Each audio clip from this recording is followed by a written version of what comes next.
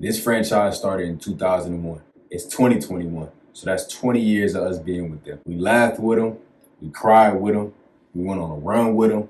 We fought with them. We did everything with them. So we felt like we were part of the family. Just to find out that the whole thing was a lie.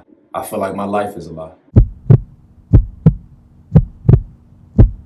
They go from being street racing thieves to international criminals to spies to heroes on a global scale. There's a big disparity between the realism and practicality from the beginning of the franchise to where we are now. I feel like we were able to overlook all of that because we were entertained. The story was, in a way, cohesive and we actually understood it. But at this point, I'm not just stunned. I'm not just flabbergasted. I'm gobsmacked. A big piece of the story, even though at this point, it seems like forever ago and it might have been washed over, watered down, if you may, was that Dom's father was a racer who died tragically while on the track. We know that Dom and the racer that killed his father had an encounter, which ultimately led in him being in the ER and Dominic Toretto being incarcerated. The movie starts with the scene that dives into that backstory, but actually we can visually see it at this point. And this serves as an introduction to Dom's brother, Jackson? I don't know. Behind the wall, Dom figures out that his brother tampered with his father's car, which had a hand in his demise. With any discrepancy in this universe, the only way they know how to settle it, they gotta have a street race. So Dom gets out, he finds Jacob just street racing, he conjures up a deal. If Jacob wins, all is forgiven. If he loses, keep driving, don't ever come back. We're not family. Now us as the audience, we have no recollection of his brother, so we understand what happened. In the modern day, we get Dom, Letty, and their little boy living quietly, peacefully, seemingly away from society. We understand there has to be some drama. There has to be plot driving factors. So 3 people, I forget their names, 3 people, to my recollection, who don't have family, that can impulsively pick up jobs and risk their lives on a weekly basis, running to this family man to ask him for help. I'm saying that on behalf of Dom, but it's kind of like he don't know that either. Kurt Russell's Mr. Nobody was in possession of a component of some kind. They might need to find it or find him or find both. I don't know. Either or. Dom refuses the offer, but you can't fool me trying to act like a reluctant hero of some kind or something. Don't nothing get done without him. Unlike him, Letty takes the offer. She's not fighting her natural instinct, her true nature. This quiet life has never been for her. Any semblance of her living a life that wasn't so fast was when her and Dom were in the DR before she died. She died. But that was back in 2009. Who cares? His refusal, we knew it wasn't going to last long. He refused, changed his mind, found a babysitter, and made it to the flight.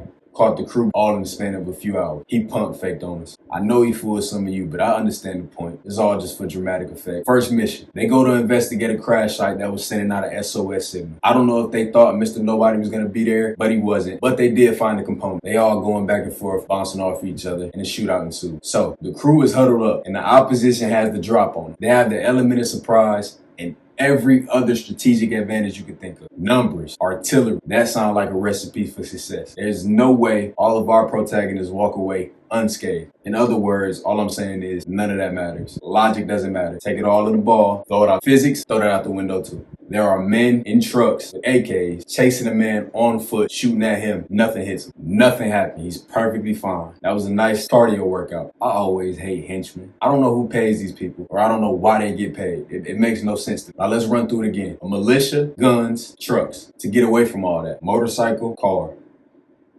I can't make this shit up. You're being chased through a jungle, and that's your vehicle of choice. That's not the craziest part. She goes airborne and gets knocked off her bike. On the way down, Dom catches her with the car. You don't break people's falls with muscle cars. In the midst of it all, she fumbles the component. Now, maybe that wouldn't happen if you were in a car and the component wasn't in your back pocket. Jason, Jonathan, Jacob, Jake. John Cena pulls up in the car, picks up the component, feeds off. And this is where this stunt comes into play.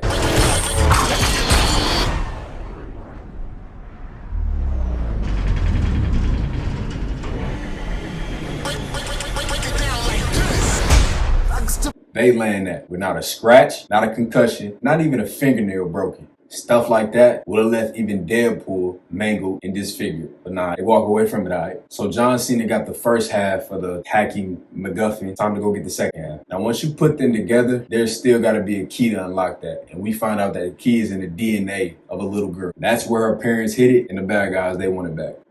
Shit is just stupid. Now we find out that she's under the tutelage of Han. Yes, I said Han. The same Han that died like 6 movies back, but chronologically about 3 movies. He faked his death, now he works for Mr. Nobody.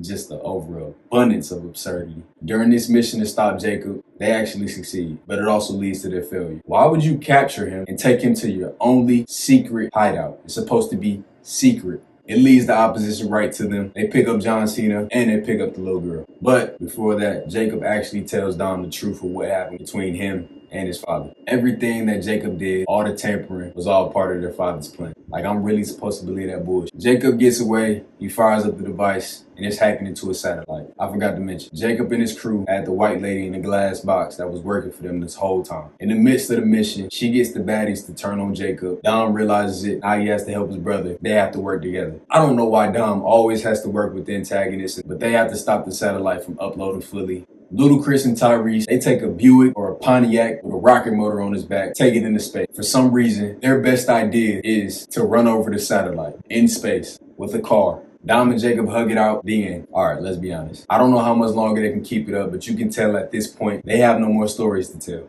The lengths that they're willing to go just to crank out a couple more movies and get more money is starting to get annoying. This is not really a quippy or comedic franchise, but even the jokes that used to hit, they don't anymore. They're getting stale, to me. So the jokes are stale and the stories no longer cohesive. The guidelines that separate this world from the world of the Avengers or maybe even the X-Men, they're starting to get blurred. They're inconsequential at this point. Dom took out a whole SWAT team, drowned, had a building collapse on him, and he walks away in better health. Nothing can hurt him, nothing can faze him. Mia and Letty take out a team of, I assume, trained killers with no issue. I will say, I do love when anybody can use kitchen utensils to take a person out. I'm a sucker for that. It's comedy to me every time. Ludacris and Ramsey, they try to sound intelligent in the most basic way possible. And I know this is the first movie that they showcased this in, but why does Ludacris know martial arts? The whole point of him is to be a nerd, is to be the smart person. To me, I thought he was supposed to use his intelligence and his wits to get him out of any situation. Only person that really stays consistent is Tyrese Roman. His jokes probably land about 50-50. Honestly, I believe Tyrese walks on set and they tell him just to be him. He's being paid to be himself. The best part of his jokes, or the best ones, are when he's thinking what we're thinking. I ain't gonna lie. I love to pick on these movies, and I will continue to pick on these movies. So when the next one comes out, I will be watching. I will be in attendance. You could say it's a guilty pleasure of mine, but I believe my job here is to be somewhat objective, or as objective as I can be, given though it's my opinion. But I'm just feeling lazy.